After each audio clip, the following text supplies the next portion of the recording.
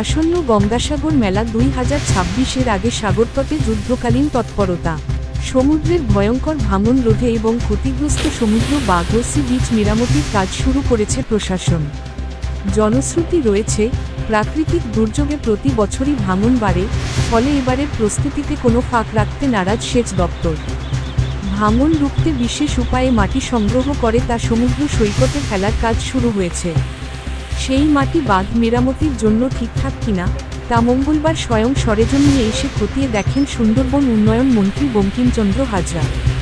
কথা পুকুর কেটে তারা দিয়ে থাকে, সেটা এবছর হয়তো একটু কম হবে। সেই জন্য বিভিন্ন চ্যানেল বা বিভিন্নভাবে বড় বড় যে ড্রেন আছে গ্রামের ভিতরে গঙ্গাসাগর এবং ধবলাটের, সেই সব ড্রেন থেকে মাটি সংগ্রহ করার চেষ্টা হচ্ছে এবং জামাগুড়িতে ড্রেজিং করার পরে যে মাটিটা থাকবে সেখান থেকেও মাটি আসতে পারে এবং আমাদের যেটা গঙ্গাসাগর সেতু, মুড়িগঙ্গা নদীতে যে সেতু হচ্ছে সেই জায়গা থেকে যে ব্রিজগুলো হয় সেখান থেকে যে মাটি ড্রেজিং করে যে মাটিটা তোলা হয় সেখান থেকেও মাটি এখানে আসার জন্য একটা ব্যবস্থা হয়েছে।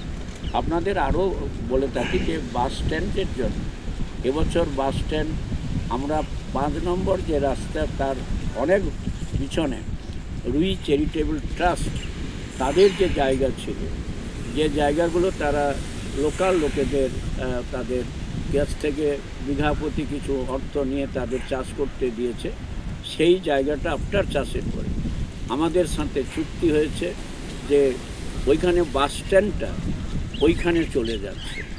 এবছর বাস স্ট্যান্ড যেটা 5 নম্বরের নিয়ে সমস্যা হতো সেই জায়গাতে দাঁড়িয়ে আমাদের টোটাল বাস স্ট্যান্ড কচুবেড়িয়া থেকে যেটা আসবে, চামাগুড়ি থেকে যে আসবে, টোটো অটো সবগুলো ওই রুই চ্যারিটেবল ট্রাস্টের যে জমি আছে সেই জমি একটা রাস্তার পাশে, সেইটাকে অলরেডি গত পরশুদিন এসডিপিও আমাদের সুন্দরবনের এসডিপিওর উপস্থিতিতে, আমাদের ওসির উপস্থিতিতে, সহকারী সভাপতি ছিলেন এবং আমি মন্ত্রী হিসাবে উপস্থিত ছিলাম, সেটাও ফাইনাল হয়ে গেছে। এবং ইতিমধ্যে অ্যাডিশনাল যিনি এজি এর মানে ডিজি তিনি এসেও ভিজিট করে গেছেন এবং আমাদের কোটেশ্বর রাও প্রতি মুহূর্তে তিনি এটাকে ভিজিট করছেন।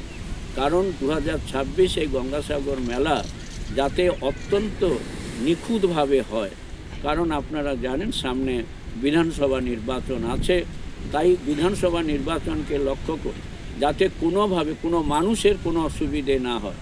যারা তীর্থযাত্রীরা স্নান করতে আসবে, এবছরও তো আমাদের আসা প্রায় 1.5 কোটির কাছাকাছি মানুষ বা 2 কোটির কাছাকাছি মানুষ সেটা এখানে স্নান করতে পারে, কারণ এবছর কুম্ভ মেলা নেই।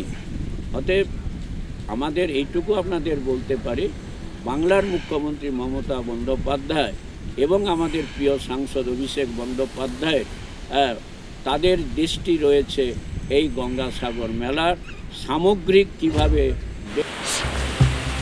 তিনি কাজের অগ্রগতি সম্পর্কে বিশদ খোঁজ নেন। জানুয়ারির 8 তারিখ থেকে পুণ্যার্থীদের জন্য গঙ্গাসাগর মেলার দরজা খুলে যাচ্ছে। লক্ষ লক্ষ তীর্থযাত্রীর নিরাপত্তা নিশ্চিত করাই প্রশাসনের প্রধান লক্ষ্য। এই বিপুল সংখ্যক মানুষের সমাগমের জন্য জেলা প্রশাসন ইতিমধ্যে দফায় দফায় বৈঠক করেছে।